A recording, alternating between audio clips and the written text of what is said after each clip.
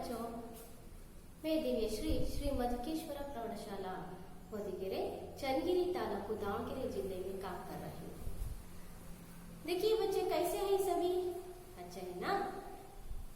देख लीजिए, आज जीवन बिताने के लिए ये पानी बहुत आवश्यक होते हैं।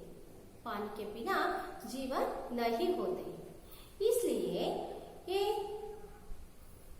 8वीं कक्षा में एक पाठ होते हैं, पाठ 14 जीवन धात्री वर्ष। क्या है? पाठ 14 जीवन धात्री वर्ष। आज हम ये 8वीं कक्षा के जीवन धात्री वर्ष पाठ के बारे में थोड़ा सा जानकारी प्राप्त करेंगे। देखिए बच्चों, सभी के पास पुस्तक है ना? हाँ, सभी पुस्तक खोलिए। खोलकर ये पृष्ठ संख्या 100,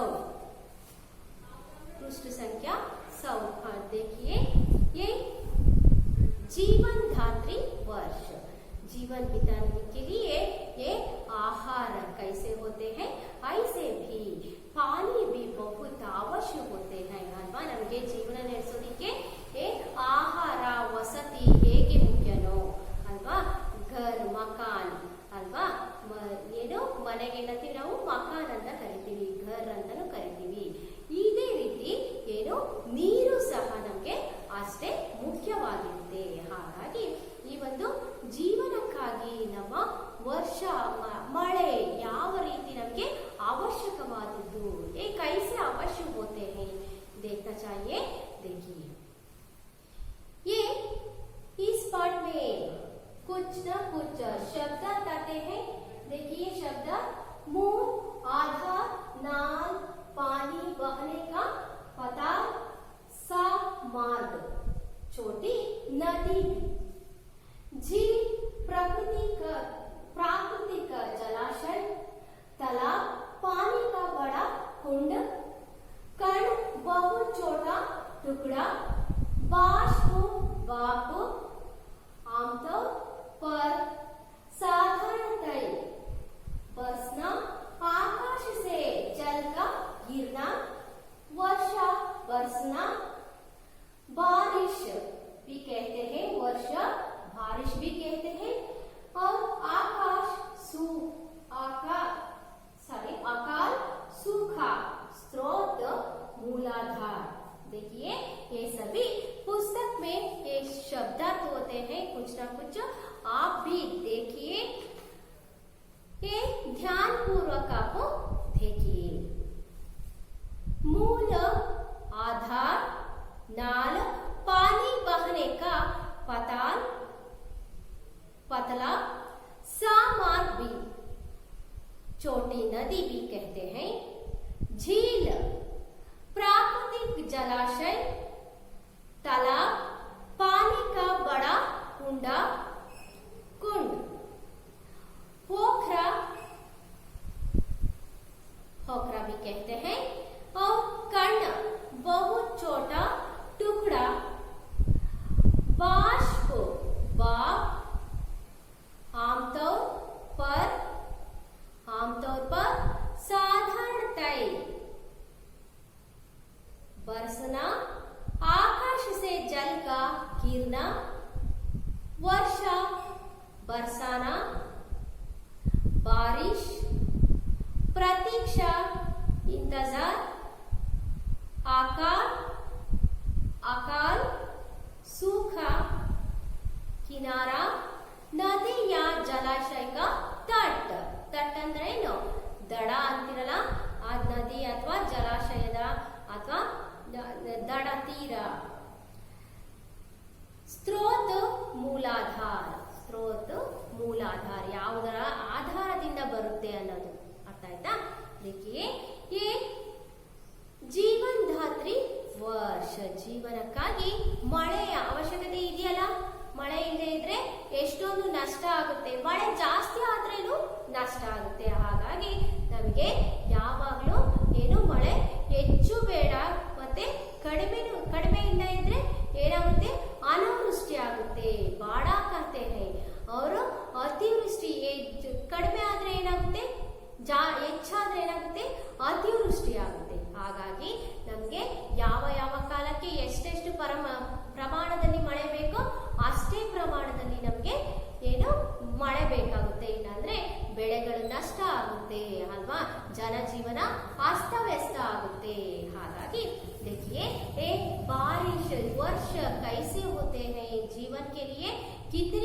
पशु होते हैं आज इस कक्षा में देखना चाहिए।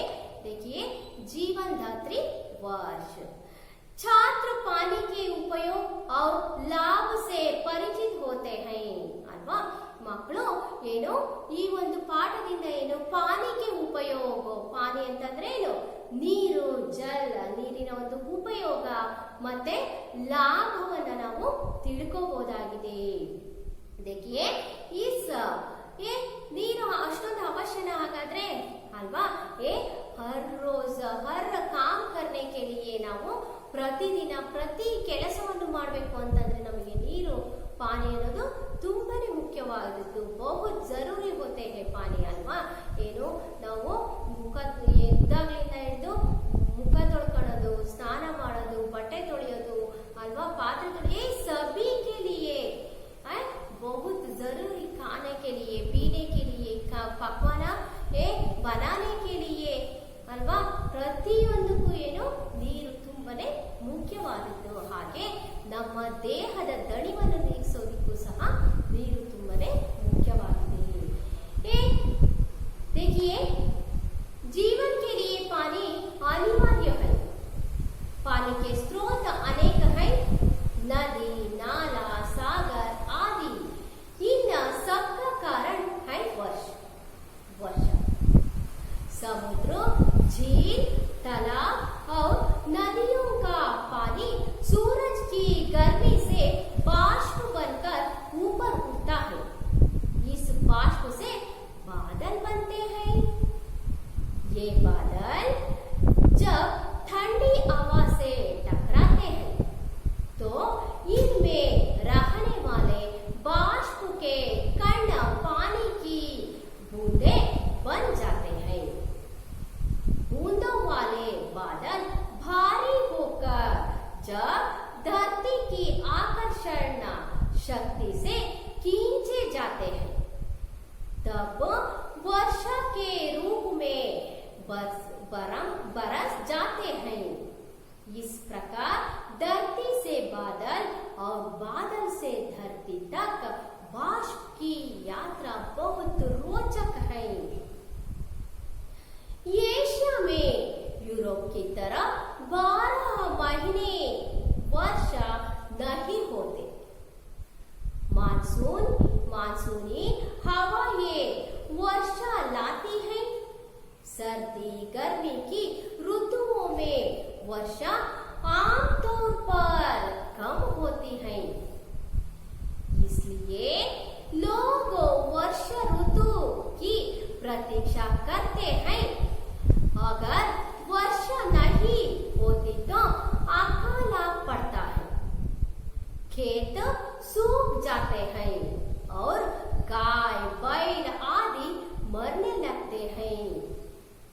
जब बहुत ज्यादा वर्षा होती है तो नदियां अपने किनारों को तोड़कर बहने लगती हैं।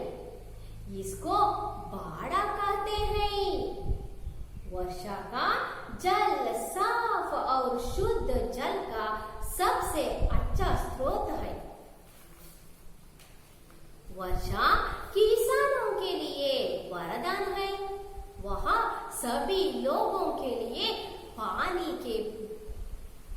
पीने के पानी का मूल साधन है। संसार के सभी जीव जंतुओं के लिए पानी अत्यंत आवश्यक है। पानी के बिना कोई भी कार्य नहीं किया जा सकता, जैसे साफ सफाई, नहाना धोना, सिंचाई बुवाई आदि। इस तरह वर्षा जन जीवन के लिए अत्यंत उपयोगी है। जहाँ वर्ष नहीं वहाँ जीवन नहीं अल्वा। नಮಗೆ ಮಳೆ ನೀರು ಜೀವನ ಬಿತಾನೆ के लिए ಜೀವನ ನಡೆಸೋದಕ್ಕೆ ನನಗೆ ಏನು ಮಳೆನೂ ತುಂಬಾ ಅವಶ್ಯಕ ಇದೆ, ಹಾಗೆ ನೀರು ಸಹ ತುಂಬಾನೇ ಅವಶ್ಯಕವಾದದ್ದು। जीवन के लिए पानी बहुत अनिवार्य है ಅಲ್ವಾ। ನಮಗೆ ನೀರು ಅನ್ನೋದು ತುಂಬಾನೇ ಮುಖ್ಯವಾದದ್ದು। ಕುಡಿಯೋದಕ್ಕೆ ಏನು ಶುದ್ಧವಾದ ಗಾಳಿ ಇರಬೇಕು, ಶುದ್ಧವಾದ ನೀರು ಇರಬೇಕು, ಶುದ್ಧವಾದ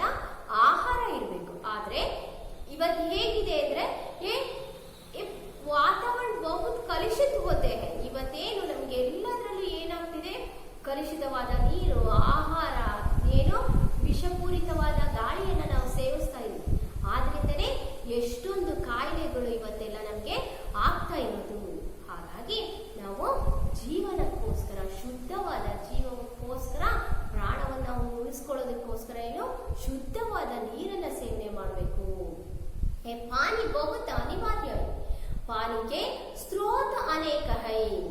ಏನು ಪಾನಿಯ ಮೂಲಗಳು, ಸ್ರೋತ್ मतलब क्या ಮೂಲಾಧಾರಗಳು. ಮೂಲಗಳು ಏನು ಹಲವಾರಿದೆ ಅಲ್ವಾ. ನದಿಗಳಿದೆ, ಸಾಗರ, ಸಮುದ್ರ, ಸರೋವರ ಅಲ್ವಾ. ಹೀಗೆ ಅನೇಕ ಏನು ಮೂಲಾಧಾರಗಳಿದೆ. ಹಾಗಾಗಿ ಏನು ಹಾಗಾದ್ರೆ ಯಾವುದು ಅಂತ ನೋಡೋದಾದ್ರೆ ಏನು ನದಿ, ನಾಲಾ, ಸಾಗರ್ ಆದಿ ಅಲ್ವಾ. ನದಿ ನೋಡಿದಿರಲ್ವಾ. ನಾಲಾ ಸಸ್ಯ ಇಲ್ಲಿದೆ ನೋಡಿ. ಏನು ತಲಾಬ್ ಅಲ್ವಾ. ಏನು ಏನು ನಾವು ಏನು ಈ ಬಾವಿ ಅಂತ ಕರಿತೀವಲ್ಲ, ಈ ಬಾವಿ ಆಗಿರ್ಬೋದು, ಸಾಗರಗಳಿರ್ಬೋದು, ಸಮುದ್ರಗಳಿರ್ಬೋದು, ಇವೆಲ್ಲ ಏನು ಏನು ನೀರಿನ ಮೂಲಗಳು, ಸ್ತೋತ್ರಗಳು ಅಂತಾನೆ ಹೇಳ್ಬೋದು. ಈ ಸಬ್ಕಾ ಕಾರಣ ಹೈ ವರ್ಷ. ಇವಕ್ಕೆಲ್ಲ ಕಾರಣ ವರ್ಷ, ಮಳೆ. ಮಳೆ ಹೇಗಾಗುತ್ತೆ ಹಾಗಾದ್ರೆ? ಈ समुद्र, झील, तालाब और नदियों का पानी सूरज की गर्मी से बाष्प बनकर ऊपर उड़ता है. ಸಮುದ್ರದ ನೀರಿರ್ಬೋದು, ಅಥವಾ ಈ ಒಂದು ಜೀಲ ಸರೋವರದ ನೀರಿರ್ಬೋದು, ಅಥವಾ ಒಂದು ಝರಿಯ ನೀರಿರ್ಬೋದು, ಈ ಒಂದು ಏನು ಬಾವಿಯ ನೀರಿರ್ಬೋದು, ಕೆರೆಯ ನೀರಿರ್ಬೋದು. ये सभी क्या होते हैं? पानी सूरज की गर्मी से, ಸೂರ್ಯನ ಒಂದು ಸೂರಜ್ ಅಂದ್ರೆ ಏನು ಸೂರ್ಯನ ಕಿರಣಗಳಿಂದ ಏನಾಗುತ್ತೆ ಬಾಷ್ಪೀಕರಣ ಆಗುತ್ತೆ. ಆ ಒಂದು ನೀರನ್ನ ಅದು ಏನ್ ಮಾಡ್ತಾ ಇರುತ್ತೆ, ಬಾಷ್ಪೀಕರಣ ಮಾಡ್ಕೊಳ್ಳುತ್ತೆ. ಈ ಊಪರ್ ಉಡ್ತಾ ಹೈ, ಬಾಷ್ಪೀಕರಣ ಆದ್ಮೇಲೆ ಏನಾಗುತ್ತೆ, ಇಸ್ ಬಾಷ್ಪ ಸೆ ಬಾದಲ್ ಬಂತೆ ಹೈ. ಈ ಒಂದು ಬಾಷ್ಪೀಕರಣದಿಂದ ಏನು ಮೋಡಗಳು ಕಟ್ಟುತ್ತೆ. ये बादल जब ठंडी हवा से टकराते हैं. ಏನು ಈ ಮೋಡಗಳು ಏನು ठंडी ಅಂದ್ರೇನು? ठंडी ಅಂದ್ರೇನು? ಶೀತ ಅಲ್ವಾ. ठंडी हवा, ठंडी गर्मी, विलोम शब्द क्या है? ठंडी.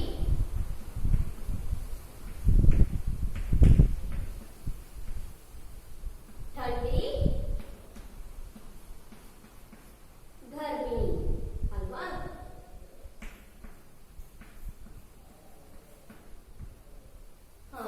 ಏನಾಗುತ್ತೆ, ಈ ಒಂದು ठंडी हवा से टकराते हैं तो इतने रहाने वाले बाष्प को कण पानी की बूंदे बन जाते हैं.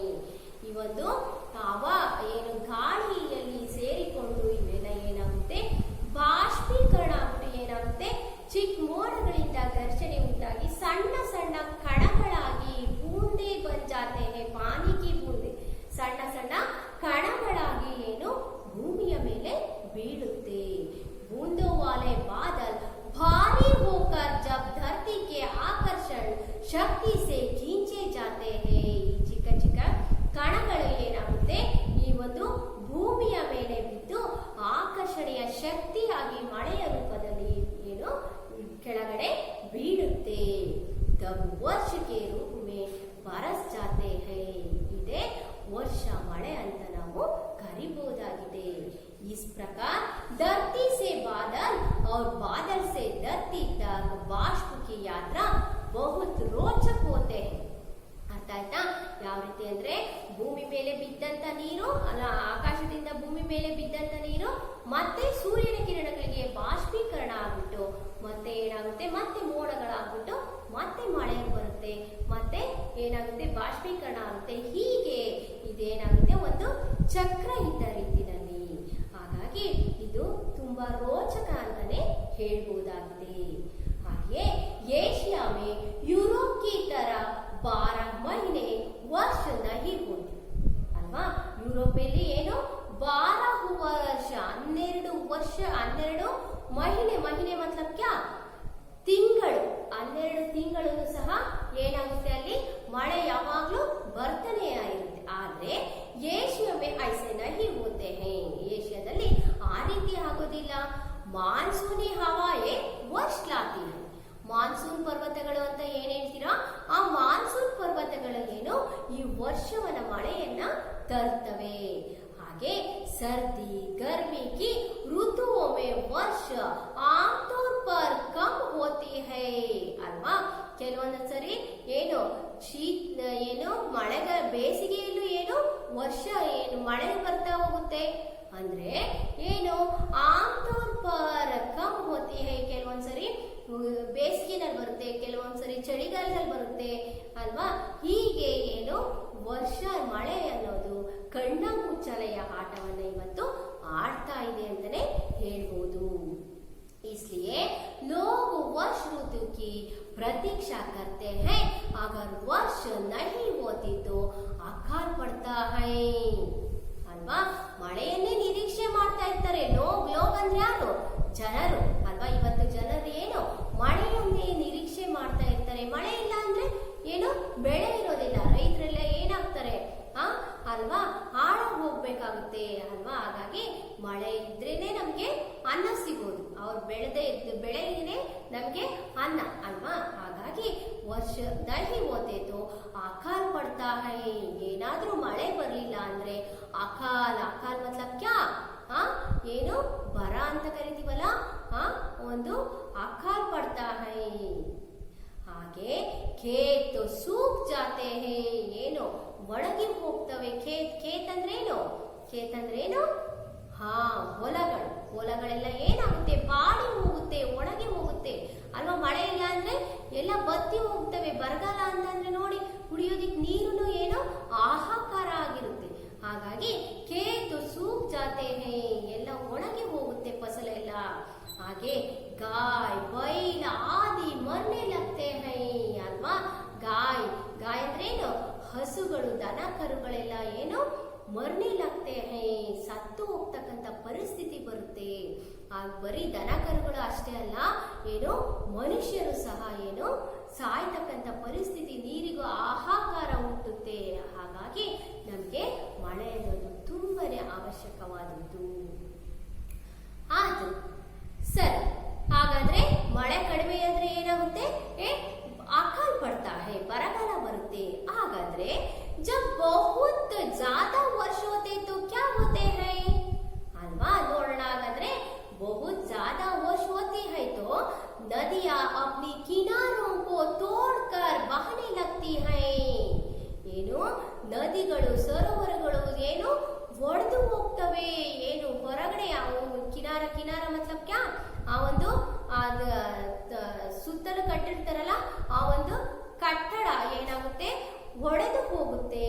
ಹಾಗೆ ತೋಡ್ಕರ್ ಬಹಾನೆ ಲಗ್ತೆ ಹೈ, ಹಳ್ಳಿ ಇವತ್ತೆಲ್ಲ ನೋಡಿ ಮಳೆ ಜಾಸ್ತಿ ಆಗ್ತಿರೋದ್ರಿಂದ ಏನು ಉತ್ತರ ಕರ್ನಾಟಕ ಅಲ್ಲೆಲ್ಲ ನದಿಗಳೆಲ್ಲ ಏನು ಒಡೆದು ಏನು ಹೊರಗೆ ಬರ್ತಾ ಇದೆ.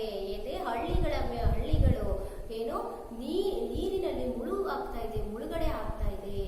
ಹಾಗೆ ನಮಗೆ ಜಾಸ್ತಿ ಮಳೆನೂ ಬೇಡ, ಕಡಿಮೆ ಮಳೆನೂ ಬೇಕಾಗಲ್ಲ. ಕಡಿಮೆ ಮಳೆ ಆದ್ರೂ ಕಷ್ಟ, ಜಾಸ್ತಿ ಮಳೆ ಆದ್ರೂ ಕಷ್ಟ. ಹಾಗಾಗಿ ಸಮತೋಲನದಲ್ಲಿ ನಾವು ಇರ್ಬೇಕಾಗುತ್ತೆ. ಇಸ್ಕ ಬಾಡ ಕಾತೆ ಹೈ, ಹೆಚ್ಚು ಮಳೆ ಆಗೋದನ್ನು ನಾವೇನಂತ ಕರಿತೀವಿ, ಬಾಡ ಅಂತ ಕರಿತೀವಿ. ಏನು ಬಹುತ್ ಜ್ಯಾದಾ ವರ್ಷ ಹೋತೆ ತೋ ಬಾಡ कहते हैं, ಬಹುತ್ ಕಮ್ ವರ್ಷ ತೋ ಅಕಾಲ್ कहते हैं. ಅರ್ಥ ಆಯ್ತಾ? ಅಕಾಲ್ ಮತ್ತೆ ಬಾಡ, ಹೆಚ್ಚು ಮಳೆ ಆಗೋದನ್ನ ಬಾಡ ಅಂತ ಕರಿತೀವಿ. ಕಮ್ ವರ್ಷ ಹೋತೆ ತೋ ಅಕಾಲ್ कहते हैं. ಕಡಿಮೆ ಏನು ಮಳೆ ಬೀಳೋದನ್ನ ಏನಂತೀವಿ, ಅಕಾಲ್ ಅಂತ ಕರಿತೀವಿ. वर्ष का जल साफ और शुद्ध जल का सबसे अच्छा स्तोत्र है. ವರ್ಷದ ಒಂದು ಜಲ, ಮಳೆಯ ಒಂದು ನೀರು ಅನ್ನೋದು ತುಂಬಾ ಶುದ್ಧವಾಗಿರ್ತಕ್ಕಂಥ ಒಂದು ನೀರು ಅಂತಾನೆ ಹೇಳ್ಬೋದು. ಶುದ್ಧವಾದ ನೀರಿನ ಮೂಲ ಯಾವುದು? ಮಳೆಯಾಗಿದೆ. ಹಾಗೆ ವರ್ಷ ಕಿಸಾನೋ ಕೆ ಲಿಯೆ ವರದಾನ ಹೈ. ಕಿಸಾನ್ ಮತ್ಲಬ್ ಕ್ಯಾ? ಕಿಸಾನ್ ಮತ್ಲಬ್ ಕಾವು? ಯಾರು? ರೈತರು ಅಲ್ವಾ. ರೈತರಿಗೆ ಮಳೆ ಅನ್ನೋದು ಏನು ಒಂದು ವರದಾನ ಇದ್ದ ಹಾಗೆ. ವಹ ಸಭಿ ಲೋಗೋ ಕೆ ಲಿಯೆ ಪೀನೆ ಕೆ ಪಾನಿ ಕಾ ಮೂಲ ಸಾಧನ ಹೈ. ಹಾಗೆ ಏನು ಏನು ಜನರಿಗೆಲ್ಲ ಈ ಒಂದು ಮಳೆ ಇದ್ರೆ ತಾನೆ ನಮ್ಗೆ ನೀರು ಸಿಗೋದು. ಹಾಗಾಗಿ ನೀರಿನ ಒಂದು ಮೂಲ ಯಾವುದು? ಮಳೆ ಅಂತಾನೆ ಹೇಳ್ಬೋದು. ಹಾಗೆ ಕುಡಿಯೋದಿಕ್ಕೆ ನೀರು ಬೇಕು ಅಂದ್ರೂ ನಮಗೆ मड़े आवश्यकते ಇದೆ. सभी लोगों के लिए पीने के पानी का मूल साधन भी वर्ष होते हैं. ಅರ್ಥ ಆಯ್ತಾ? ಕುಡಿಯುವ ನೀರಿನ ಒಂದು ಮೂಲ ಸಾಧನ ಯಾವುದು? ಮಳೆ ಅಂತಾನೆ ಹೇಳ್ಬೋದು. ಹಾಗಾಗಿ संसार के सभी जीव जंतुओं के लिए पानी अत्यंत आवश्यक है. ಅರ್ಥ ಆಯ್ತಾ? ಏನು ಸಭಿ ಜೀವ ಜಂತುಗಳಿಗೆ ಎಲ್ಲಾ ಜೀವ ರಾಶಿಗಳಿಗೂ ಏನು ನೀರಿನ ಅವಶ್ಯಕತೆ ಇದ್ದೇ ಇದೆ. ನೀರಿಲ್ಲ ಅಂದ್ರೆ ಯಾವ ಒಂದು ಪಕ್ಷಿ ಜೀವ ಜಂತುಗಳು ಸಹ ಬದುಕೋದಿಕ್ಕೆ ಸಾಧ್ಯ ಇಲ್ಲ. ಹಾಗಾಗಿ ಪ್ರತಿಯೊಂದು ಜೀವ ಜಂತುಗಳಿಗೂ ನೀರಿನ ಅವಶ್ಯಕತೆ ಇದೆ. पानी बहुत अमूल्य होते हैं, अत्यंत आवश्यक भी होते हैं. पानी के बिना कोई भी कार्य नहीं किया जा सकता है ಅಲ್ವಾ? ನೀರಿಲ್ಲ ಅಂದ್ರೆ ನಮ್ಮ ಯಾವುದೇ ಕೆಲಸಗಳು ಸಹ ನಡೆಯೋದಿಲ್ಲ. ಹಾಗಾಗಿ ಜೈಸ ಸಾಫ್ ಸಫಾಯಿ ನಾವೇನೇನೋ ಏನು ಶುದ್ಧ ಮಾಡ್ಕೋಬೇಕು, ನೆಲ ಒರೆಸ್ಬೇಕು, ಪಾತ್ರೆ ಬೆಳಗ್ಬೇಕು ಅಲ್ವಾ? ಸಾಫ್ ಸಫಾಯಿ ಸ್ವಚ್ಛತೆಗೂ ಆಗ್ಲಿ, ನಹಾನ ಧೋನ ಏನಾದ್ರು ತೊಳಿಬೇಕು ಅಂತ ಅಂದ್ರೆ, ಬಟ್ಟೆ ತೊಳಿಬೇಕು ಅಂದ್ರೆ ಸಿಂಚಾಯಿ ಬುವಾಯಿ ಅಲ್ವಾ, ಸ್ನಾನ ಮಾಡ್ಬೇಕೆ, इस तरह ये सभी के लिए पानी बहुत ಅವಶ್ಯ होते ಅಲ್ವಾ? ಎಲ್ಲದಕ್ಕೂ ಏನು ನೀರು ಅನ್ನೋದು ತುಂಬಾನೇ ಅವಶ್ಯಕವಾದದ್ದು.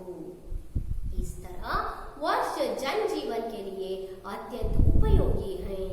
ಹಾಗಾಗಿ ವರ್ಷ ಅನ್ನೋದು ಜನಗಳಿಗೆ ತುಂಬಾನೇ ಅತ್ಯಂತ ಉಪಯೋಗಿ, ಅವಶ್ಯ, ಬಹುತ್ ಅಮೂಲ್ಯ ಹೋತೆ.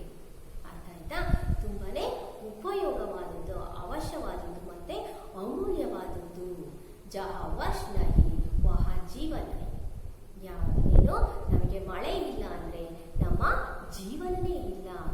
ಅರ್ಥ ಆಯ್ತಾ ಮಕ್ಕಳ? ಹಾಗಾಗಿ ನೀರು ಅನ್ನೋದು ತುಂಬಾ ಅಮೂಲ್ಯವಾದದ್ದು.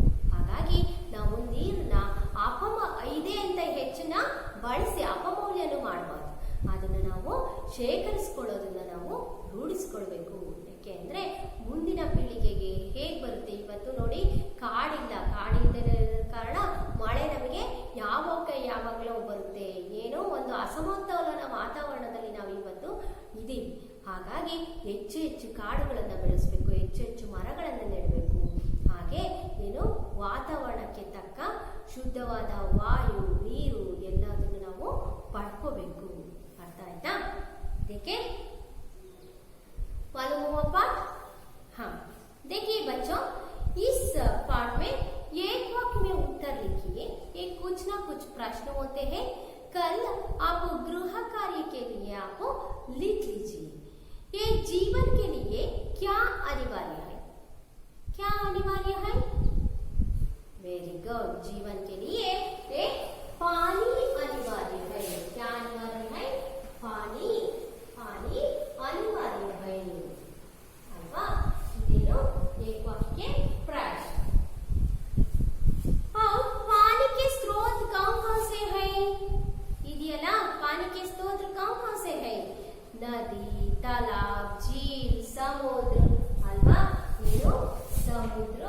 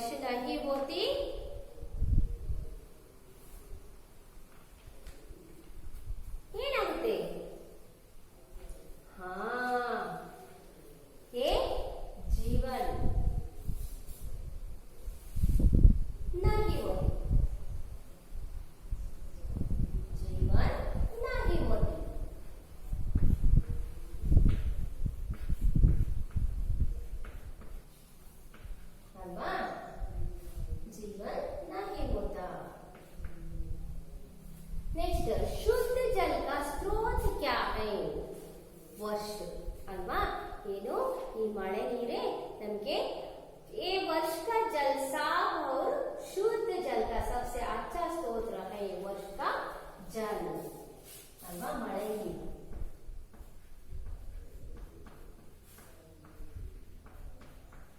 नोड़ी ये सभी एक वाक्य के उत्तर लिखने वाला प्रश्न होते हैं और 2-3 वाक्य के प्रश्न ऐसे होते हैं। बादल कैसे बनते हैं? हवा में रहने वाले बाष्प से पानी के बूंदे कैसे बनती है? अकल से क्या क्या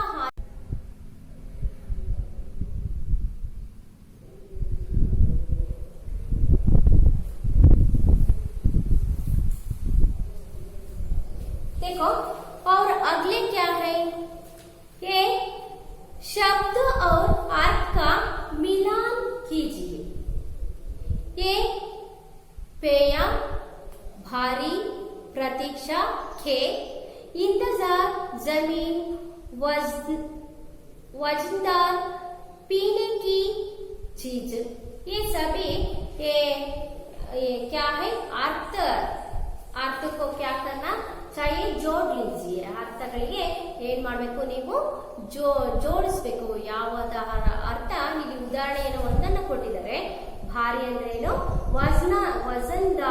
ವಜನ್ದಾರ್ ಅಂತ ಕೊಟ್ಟಿದ್ದಾರೆ। ಹಾಗೆ ನೀವು ಅರ್ಥವನ್ನ ಹುಡುಕಿ ಬರಿಬೇಕು। ಹಾಗೆ ನಮೂನೆ के अनुसार शब्द बनाइए। ಏನು ಶಬ್ದವನ್ನ ಮಾಡಬೇಕು? ಗತಿ, ದುರ್ಗತಿ, ಗಂಧ, ದುರ್ಗಂಧ, ಗುಣ, ದುರ್ಗುಣ, ಭಾಗ್ಯ, ದುರ್ಭಾಗ್ಯ, ಈ ರೀತಿಯಾಗಿ ಏನು ದು ಅನ್ನೋದನ್ನ ನೀವು ಇಲ್ಲಿ ಸೇರಿಸಬೇಕಾಗುತ್ತೆ। ಹಾಗೆ ನಮೂನೆಗೆ ಅನುಸಾರ ವಿಲೋಮ ಶಬ್ದಕ್ಕೂ ಜೋಡಿಯೇ। ಇಲ್ಲಿ ಎರಡನ್ನೂ ಕೊಟ್ಟಿದ್ದಾರೆ। ಏನು ವಿಲೋಮ ಶಬ್ದಗಳನ್ನ ಕೊಟ್ಟಿದ್ದಾರೆ, ನೀವೇನ್ ಮಾಡ್ಬೇಕು ಅಂದ್ರೆ ಜೋಡಿಸ್ಬೇಕು ಯಾವುದಕ್ಕೆ ಯಾವುದು ಅಂತ। सु गीला ಇದೆ। ಹಾಗೆ ऊपर अच्छी सर्दी अंदर ಇದೆ। ऊपर ಗೆ ಏನು ಬರುತ್ತೆ? ऊपर नीचे ಹಾಕಿ। ನೆಕ್ಸ್ಟ್ अच्छी बुरी, सर्दी गर्मी, अंदर बाहर ನೋಡ್ಬಿಟ್ಟು ಹಾಕಿ। ಹಾಗೆ नमूने के अनुसार एक साथ आने वाले शब्दों को लिखिए। एक साथ आने वाले शब्दों की लिखिए। नदी, नाल, खाना, नेक्स्ट पशु ಇದೆ, पेड़ ಇದೆ, रोना ಇದೆ, ये सभी को ये क्या है? एक साथ आने वाले शब्द। ಇನ್ನೊಂದು ಶಬ್ದವನ್ನ ನೀವು ಬರಿಬೇಕಾಗುತ್ತೆ। ಹಾಗೆ ನಮೂನೆಗೆ ಅನುಸಾರ ಪ್ರೇರಣಾರ್ಥಕ ಕ್ರಿಯಾರೂಪ। ಪ್ರೇರಣಾರ್ಥಕ ಕ್ರಿಯಾರೂಪ ಗೊತ್ತಿದೆಯಲ್ಲ? खींचना, खींचाना, सीखना, सिखाना, पीटना, पिठाना, सीना, सिलाना, पीना, पिलाना। ಹೀಗೆ ನೀವೇನ್ ಮಾಡಬೇಕಾಗಿದೆ?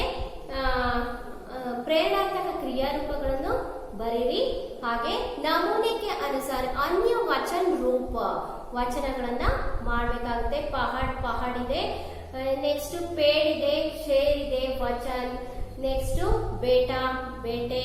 ಇಲ್ಲಿ ನೋಡಿ, ಇಲ್ಲಿ ಯಾವುದು ಚೇಂಜ್ ಆಗೋದಿಲ್ಲ। ಪೇಡ್, ಶೇರ್, ವಚನ್ ಇವ್ಯಾವು ಚೇಂಜ್ ಆಗೋದಿಲ್ಲ। ಇಲ್ಲಿ ಒಂದೊಂದು ಉದಾಹರಣೆಗಳನ್ನ ಕೊಟ್ಟಿದ್ದಾರೆ, ಅದೇ ರೀತಿ ನೀವು ಮಾಡ್ಕೊಂತ ಹೋಗ್ಬೇಕು। ಇಲ್ಲಿ ಬಚ್ಚೆ ಇದೆ, ಹಾಗೆ ಬೇಟಾ, ಬೇಟೆ, ಈ ರೀತಿಯಾಗಿ ಮಾಡಿ। ಹಾಗೆ ವಾಕ್ಯೋಮೆ ಪ್ರಯೋಗ ಕೀಜಿಯೇ। ವಾಕ್ಯದಲ್ಲಿ ಪ್ರಯೋಗವನ್ನ ಮಾಡಿ ಒಂದು ಅರ್ಥಪೂರ್ಣವಾದ ವಾಕ್ಯವನ್ನು ನೀವು ರಚಿಸಬೇಕಾಗುತ್ತೆ। ऊपर उठाना, बादल बनाना, टकराना, खींचाना, खींचना, रोचक, प्रतीक्षा, ಹೀಗೆ ಇದಾವೆ। ಇವುಗಳನ್ನ ನೀವು ಬರಿಬೇಕಾಗುತ್ತೆ। ಹಾಗೆ अगले क्या है? हाँ, अधिक वर्षा होते तो क्या हानियां आते हैं और वर्ष न होने से क्या हानियां होते हैं? ತುಂಬಾ ಹೆಚ್ಚು ಮಳೆ ಬಂದಾಗ ಯಾವ ರೀತಿಯ ಅನಾಹುತಗಳಾಗುತ್ತೆ, ಮತ್ತೆ ಮಳೆ ಬರದಲೇ ಇದ್ದಾಗ ಆಗ್ತಕ್ಕಂತ ಅನಾಹುತಗಳೇನು ಅನ್ನೋದನ್ನ ನೀವು ಇಲ್ಲಿ ಪಟ್ಟಿಯನ್ನ ಮಾಡಬೇಕಾಗುತ್ತೆ। ಅದನ್ನ ನೀವು ಬರೀರಿ। ಹಾಗೆ ಇಲ್ಲಿ ಏನು पालतू जानवरों, जंगली जानवरों को नाम ढूंढकर नीचे लिखिए। ಇಲ್ಲಿ ಏನು ಒಂದು ಟೇಬಲ್ ಕೊಟ್ಟಿದ್ದಾರೆ, ಅದರಲ್ಲಿ कुछ ना